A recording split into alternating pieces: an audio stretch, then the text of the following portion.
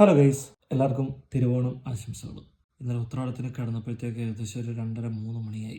ഇപ്പോൾ എഴുന്നേറ്റപ്പോൾ 10 മണി കഴിഞ്ഞു. എന്തായാലും ഗീത രാവിലെ 5 മണിക്ക് അലാറം വെച്ച് 5:30 ആയപ്പോൾ എഴുന്നേറ്റു. എന്തായാലും അടുക്കളയിലോട്ട് പോയിട്ടുണ്ട് നമ്മുടെ സദ്യ വട്ടങ്ങൾ റെഡിയാക്കാൻ വേണ്ടിയിട്ട്. അപ്പൊ ഗൈസ്, ഇവിടെ എന്തൊക്കെയായി? പ്രഥമൻ റെഡിയായി, അരികളൊക്കെ കിടക്കുന്നേ ഉള്ളൂ. കിച്ചടി റെഡിയായി, ബോളി റെഡിയായിട്ടുണ്ട്, തോരൻ റെഡിയായി, സാമ്പാർ റെഡിയായി, നമ്മളെല്ലാവരും റെഡിയായി. അപ്പോ നല്ല മഴ, നല്ല മഴ.